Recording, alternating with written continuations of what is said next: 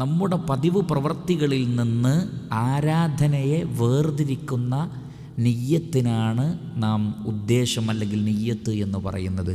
അപ്പം നിയ്യത്തിൻ്റെ ഒന്നാമത്തെ വശം അതാണ്.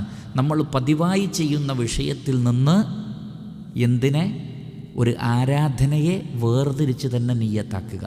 നമ്മളൊക്കെ വസ്ത്രം അലക്കുന്നവരാണ്. എല്ലാ മതവിഭാഗക്കാരും, മതമില്ല എന്ന് പറയുന്നവനും വസ്ത്രം അലക്കും.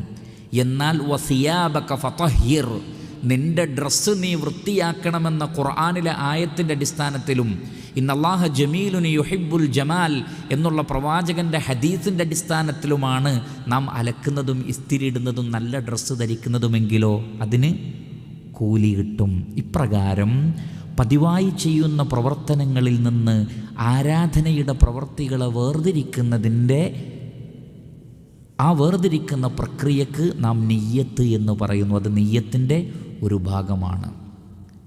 അതുകൊണ്ട് തന്നെ അത്തരം നിയ്യത്തിലൂടെ പ്രിയപ്പെട്ട സഹോദരങ്ങളെ, നമുക്ക് നമ്മുടെ ജീവിതത്തിലെ മുഴുവൻ കാര്യങ്ങളെയും ഇബാദത്താക്കി മാറ്റാൻ പറ്റും.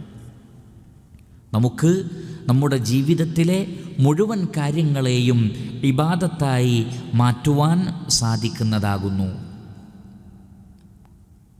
അതുകൊണ്ടാണ് സ്വഹാബികൾ പറയാറുള്ളത്, ഞങ്ങൾ ഉറങ്ങാൻ കിടക്കുമ്പോൾ പോലും ഞങ്ങൾ കൂലി പ്രതീക്ഷിക്കാറുണ്ട്. ഉറക്കം കൂലി കിട്ടുന്നൊരു കാര്യമായി മാറും. എങ്ങനെയാണത്? എല്ലാവരും ഉറങ്ങുന്നുണ്ട്, പക്ഷെ ഒരു മുസ്ലിം ഉറങ്ങുമ്പോൾ എന്താണ് വിചാരിക്കേണ്ടത്? പ്രവാചകൻ പഠിപ്പിച്ചിട്ടുണ്ട്, എന്ത്? ഒരല്പമെങ്കിലും രാത്രി ഉറങ്ങണം. ഉറങ്ങിയാൽ ശരീരത്തിന് വിശ്രമം കിട്ടും.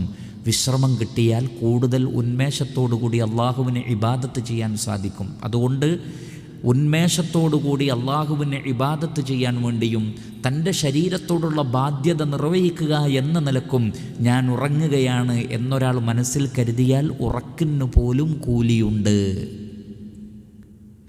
അങ്ങനെ ജീവിതത്തിലെ സകല പ്രവർത്തനങ്ങളും അല്ലാഹു സുബ്ഹാനഹു വ തആലയുടെ പ്രീതിയും പൊരുത്തവും ആഗ്രഹിച്ചുകൊണ്ട് ഒരാൾ ചെയ്താൽ നമ്മുടെ ആദത്തുകളെപ്പോലും നമുക്ക് ഇബാദത്താക്കാൻ സാധിക്കും. അതുകൊണ്ടാണ് ഉലമാക്കൾ പറഞ്ഞത്, ഗാഫിലീങ്ങളായ അശ്രദ്ധന്മാരായ ആളുകളുടെ ആരാധന പോലും വെറും ആദത്തായി മാറിപ്പോകും. എന്ന് പറഞ്ഞാൽ നിയ്യത്തൊന്നുമില്ല, വെറുതെ ഇങ്ങനെ ചെയ്യുന്ന കൂട്ടത്തിൽ ചെയ്തു പോകുന്നു എന്നല്ലാതെ ഒരു മനസാന്നിധ്യവുമില്ലാതെ ചെയ്താൽ അവരുടെ ആരാധനകൾ പോലും ഒരു പതിവ് പ്രവൃത്തിയായി അധപ്പതിച്ചു പോകും. എന്നാൽ നല്ല നിയ്യത്തുള്ള ആളുകളുടെ പതിവ് പ്രവൃത്തി പോലും ആരാധനയായി മാറുകയും